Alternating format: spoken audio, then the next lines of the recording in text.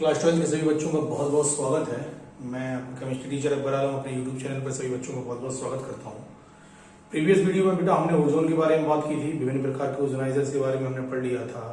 Ozone के रासायनिक गुण, भौतिक गुण, उसके उपयोग के बारे में हमने सारी चर्चाएं कर ली थी।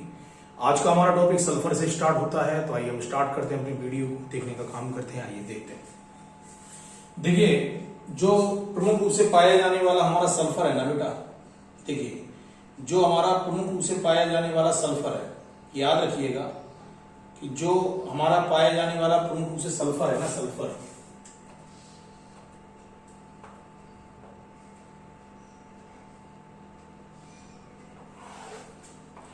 देखिए भाई सल्फर के अंतर्गत बात कर रहे हैं। सल्फर को देखिएगा, सल्फर का जो प्रमुख रूप से पाए जाने वाली संरचना होती है उसको हम एस के द्वारा लिखकर प्रदर्शित करने का क्या करते हैं, कार्य करते हैं। या इस तत्व को जिस प्रतीक के द्वारा प्रदर्शित करने का कार्य किया जाता है उसको हम एस के द्वारा लिखकर प्रदर्शित करने का क्या करते हैं, कार्य करते हैं। इसको प्राचीन समय से ही प्रमुख रूप से ज्ञात है, आज का नहीं है, बहुत पहले से हम प्रमुख रूप से इसको हम ज्ञात कर चुके थे। यह प्रकृति में मुक्त एवं संयुक्त दोनों ही अवस्थाओं में उपस्थित रहने का कार्य करता है। मुक्त अवस्था में यह प्रमुख रूप से ज्वालामुखी में पाया जाता है तथा संयुक्त अवस्था में यह अपने सल्फाइड और सल्फेट H2 के रूप में उपस्थित रहने का क्या करता है, कार्य करता है। भौतिक गुण के अंतर्गत आ जाएंगे। चलिए भौतिक गुण के बारे में बात कर लेते हैं। भौतिक गुण में है तो पाया जाने वाला प्रमुख रूप से बेटा जो सल्फर है यह पीले रंग का भंगुर ठोस होता है। भंगुर मतलब क्या होता है, अगर आप सल्फर के जो पाए जाने वाला जो टुकड़ा है उसको यदि आप जमीन पर पटक दोगे तो छोटे छोटे टुकड़ों में परिवर्तित होने का क्या करेगा, कार्य करेगा।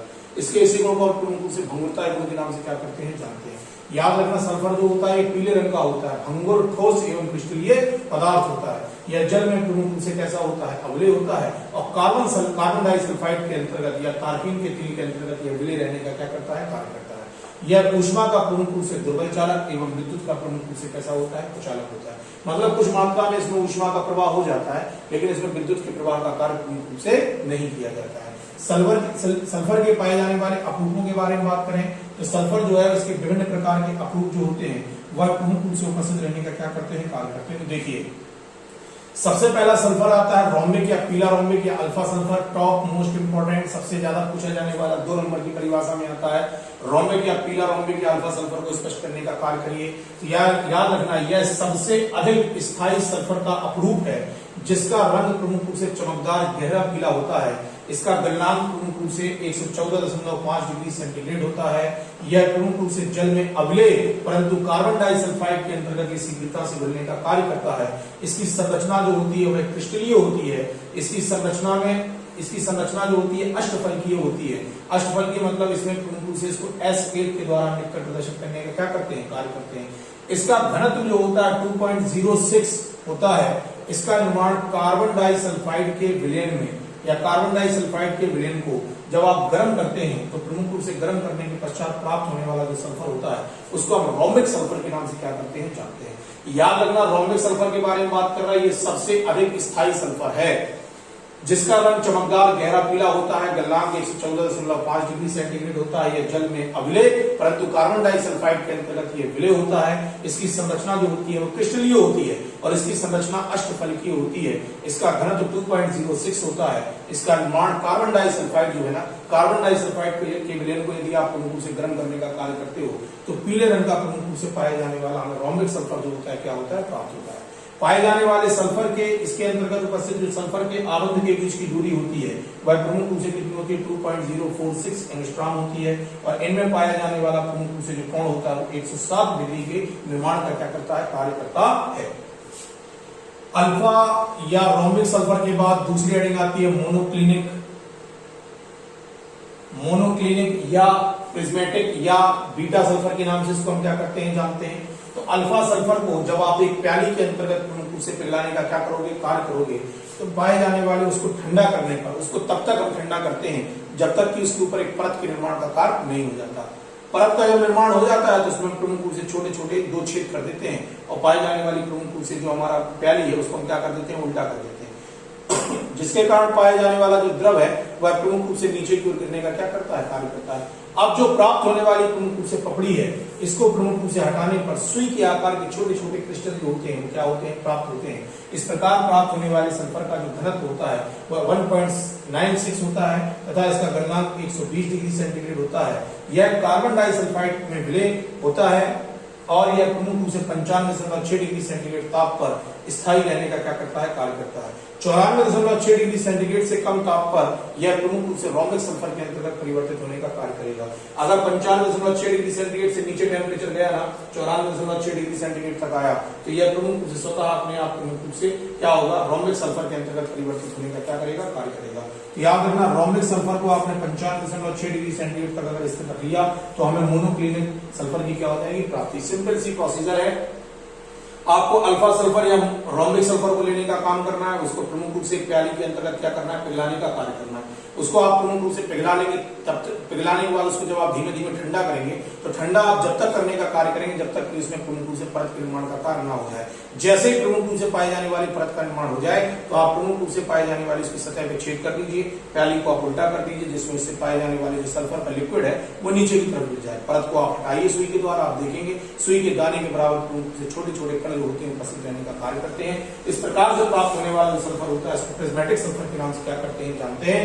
जो इसका विशिष्ट घनत्व जो होता है वह प्रमुख रूप से 1.96 होता है। इसका गलनांक 120 डिग्री सेंटीग्रेड है। कार्बन सल्फाइड में, कार्बन डाइसल्फाइड में ये विलय होता है तथा 95.6 डिग्री सेंटीग्रेड उच्च ताप पर यह स्थायी रहने का क्या करता है, कार्य करता है। 94.6 डिग्री सेंटीग्रेड ताप से यदि आपने कम कर दिया तो ये पाए जाने वाला मोनोक्लिनिक सल्फर जो होगा वो रोमिक सल्फर के रूप में परिवर्तित होने का क्या कर जाएगा, कार्य कर जाएगा। इसको हमें विशेष तौर पर याद रखना है। इसकी संरचना भी प्रमुख रूप से इसी प्रकार से होती है, अष्टफलकीय होती है।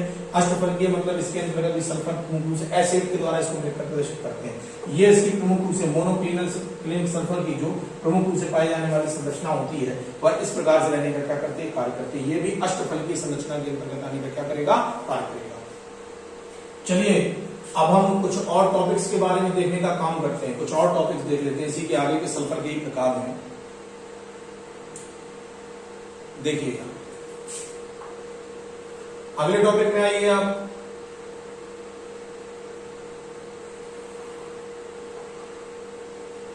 अगले टॉपिक में चलिए भैया, नेक्स्ट टॉपिक में आएंगे, लिखा है प्लास्टिक सल्फर या गामा सल्फर के बारे में जानते हैं। तो लिखा है पिघली हुई सल्फर को लगभग 350 डिग्री सेंटीग्रेड ताप पर जब आप गर्म करके उसमें ठंडे जल में डालने का कार्य करते हैं तो रबड़ की तरह प्रमुख रूप से पाए जाने वाले पदार्थ की क्या होती है, प्राप्ति होती है, जिसे हम प्रमुख रूप से प्लास्टिक सल्फर के नाम से जानेंगे। बहुत सिंपल सा प्रोसीजर है। सल्फर को आप सबसे पहले प्रमुख रूप से पिघला लीजिए, फिर 350 डिग्री सेंटीग्रेड टेम्परेचर पर पिघलाने के पश्चात उसको आप प्रमुख रूप से ठंडे जल के अंतर्गत डालिए तो रबड़ के समान प्रमुख रूप से पाए जाने वाले पदार्थ की क्या होगी, प्राप्ति, जिसे हम प्लास्टिक सल्फर के नाम से क्या करते हैं, जानते हैं। इसका रंग जो होता है वह प्रमुख रूप से बादामी होता है। इसका प्रमुख रूप से पाए जाने वाला घनत्व 1.95 होता है और यह कार्बन डाइसल्फाइड में प्रमुख रूप से अवलेय होता है।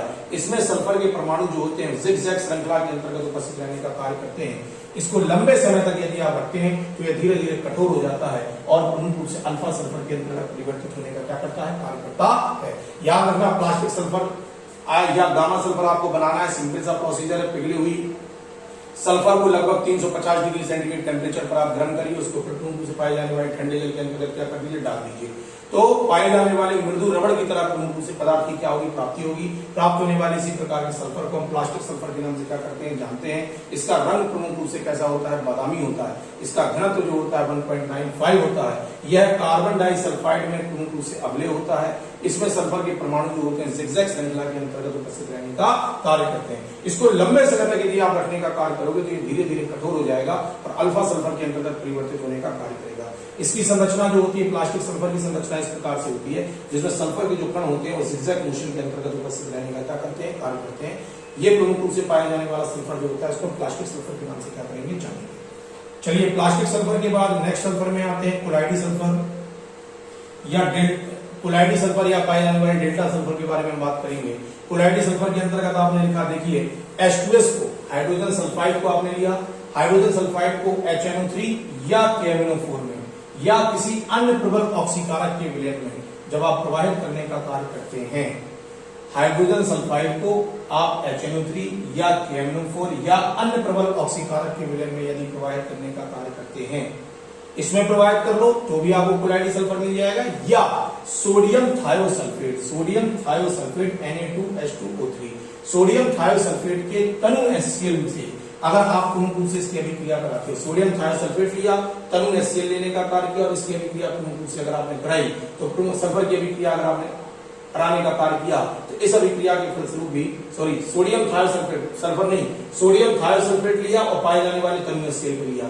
सोडियम थायोसल्फेट और तनु एचसीएल की यदि आपने आपस में क्रिया कराई तब भी इस क्रिया के फलस्वरूप हमें सल्फर की क्या होती है, प्राप्ति होती है। तो सोडियम थायोसल्फेट तथा पाए जाने वाले एचसीएल की अभिक्रिया के फलस्वरूप जो प्राप्त होने वाला प्रमुख रूप से सल्फर होगा, इसको भी हम कोलाइडी सल्फर के नाम से क्या करते हैं, जानते हैं। या आप सोडियम थायोसल्फेट से प्राप्त नहीं करना चाहते हैं तो आप इससे प्राप्त कर लीजिए कि H2S को लिया, HNO3 या KMNO4 या अन्य प्रबल ऑक्सीकारक की उपस्थिति में आपने प्रमुख रूप से इसके विलयन में क्या कर दिया, प्रोवाइड कर दिया। जब H2S गैस को प्रबल ऑक्सीकारक के विलयन में प्रोवाइड करने का कार्य करोगे तब भी प्रमुख रूप से प्राप्त होने वाले सल्फर जो होगी कोलाइडी सल्फर के नाम से क्या करते हैं, जानते हैं। चलिए 5वें हेडिंग के अंतर्गत आओ, आप क्रिस्टलीय सल्फर के अंतर्गत बात करते हैं। लिखा है सल्फर लो, सल्फर ले लिया, दूध या चूने के मिश्रण में इसको क्या करिए, उबालिए। सल्फर ले लिया, दूध या चूने का मिश्रण लिया, उसको खूब उबाला। उबालने के बाद प्रमुख रूप से हमें कैल्शियम पेंटासल्फाइड और कैल्शियम थायोसल्फेट की क्या होगी, मिश्रण की प्राप्ति होगी। प्राप्त होने वाले इस मिश्रण को लेके इसकी अभिक्रिया HCl से करा दीजिए तो सफेद आक्रिस्टलीय सल्फर की क्या हो जाती है, प्राप्ति होती है, जिसको हम आक्रिस्टलीय सल्फर के नाम से क्या करते हैं, जानते हैं। सिंपल सी रिएक्शन, आपने प्रमुख रूप से पाए जाने वाला दूध या चूना लिया और कैल्शियम हाइड्रोक्साइड ले लिया और प्रमुख रूप से सल्फर ले लिया, इन दोनों की अभिक्रिया कराई तो यहाँ से प्रमुख रूप से पाए जाने वाली इस क्रिया के फलस्वरूप हमें कैल्शियम पेंटासल्फाइड और कैल्शियम थायोसल्फेट की क्या हो जाएगी, प्राप्ति हो जाएगी। प्राप्त होने वाले पेंटासल्फाइड और थायोसल्फेट को आपने लिया, दोनों को लेने के बाद इसकी अभिक्रिया किससे करा दी, HCl के साथ करा दी। इस अभिक्रिया के फलस्वरूप जो हमें प्राप्त होने वाला सल्फर होगा, प्राप्त होने वाले इसी सल्फर को हम प्रमुख रूप से आक्रिस्टलीय सल्फर के नाम से क्या करेंगे, जानेंगे। चलिए नेक्स्ट पे आ जाइए। लिखा है गामा मोनोक्लिनिकल सल्फर। अब इसका क्या करते हैं, आपने सल्फर को लिया, उसको प्रमुख रूप से कार्बन डाइसल्फाइड या टॉल्यूइन या एथिल अल्कोहल में सांद्र विलयन में प्रमुख रूप से ठंडा करने का कार्य किया। इस क्रिया के फलस्वरूप जो प्राप्त होने वाला सल्फर होगा उसको मोनोक्लिनिक सल्फर के नाम से क्या करते हैं, जानते हैं। याद रखना मोनोक्लिनिक सल्फर कैसे बनाते हैं, आपने सल्फर को लिया, सल्फर को लेके या तो आप उसमें उसको कार्बन डाइसल्फाइड में डाल दो या टॉल्यूइन में डाल दो या एथिल अल्कोहल में डाल दो। डालने के बाद इसको क्या कर लीजिए, ठंडा कर लीजिए। ठंडा करने के पश्चात जो आपको सल्फर प्राप्त होगा उसे हम प्रमुख रूप से पाए जाने वाले गामा मोनोक्लिनिक सल्फर के नाम से क्या करते हैं, जानते हैं, जिसका घनत्व प्रमुख रूप से 2.19 ग्राम प्रति सेंटीमीटर क्यूब होता है। अगला आ जाइए, लिखा है एंजल सल्फर। एंजल सल्फर कैसे बनाते हैं, तो सोडियम थायोसल्फेट के विलयन में आप HCl से अभिक्रिया करा दीजिए। सोडियम थायोसल्फेट के विलयन की अभिक्रिया आपने HCl के साथ कराई और प्राप्त होने वाला जो सल्फर है, प्राप्त होने वाले सल्फर को सोडियम थायोसल्फेट की अभिक्रिया जब आप HCl के साथ कराओगे इस क्रिया के फलस्वरूप प्रमुख रूप से सल्फर प्राप्त हो जाएगा। प्राप्त होने वाले सल्फर को टॉल्यूइन द्वारा प्रमुख रूप से निष्कासित करने का या टॉल्यूइन द्वारा प्रमुख रूप से प्राप्त करने का क्या करिए, कार्य करिए। इस प्रकार से प्राप्त होने वाला जो सल्फर होगा इसको हम एंजल सल्फर के नाम से क्या करेंगे, जानेंगे। याद रखना एंजल सल्फर बहुत सिंपल सा टॉपिक है, कोई बहुत कॉम्प्लिकेटेड नहीं है। सोडियम थायोसल्फेट आपने लिया, सोडियम थायोसल्फेट के विलयन में HCl से आपने अभिक्रिया करा दी। अभिक्रिया कराओ क्या प्राप्त होगा, सल्फर। अब सल्फर की अभिक्रिया किससे करा दो, टॉल्यूइन से। तो जो प्राप्त होने वाला जो आपको सल्फर प्राप्त हुआ उसकी अभिक्रिया आपने टॉल्यूइन से कराई, टॉल्यूइन सल्फर को क्या कर लेगा, निष्कासित कर लेगा, अलग करने का कार्य करेगा। तो जो प्राप्त होने वाला इस प्रकार से सल्फर होगा उसको हम एंजल सल्फर के नाम से क्या करेंगे, जानेंगे। इस प्रकार का सल्फर जो होता है वह प्रमुख रूप से स्थायी रहने का कार्य करता है। सल्फर का एक स्थायी प्रारूप होता है जिसका अणुसूत्र प्रमुख रूप से क्या होता है, S6 होता है। इस प्रकार से हमने सल्फर के अपरूपों के बारे में हमने बात कर ली। इसके बाद एक और टॉपिक जो सल्फर के अंतर्गत हमारा बचा, सल्फर डाइऑक्साइड और H2SO4। इस प्रकार से हमारा ऑक्सीजन परिवार जो होगा वह प्रमुख रूप से क्या हो जाएगा, समाप्त हो जाएगा। मैं आशा करता हूँ सभी बच्चों से आप घर पे होंगे, सुरक्षित होंगे, पढ़ने का काम कर रहे होंगे।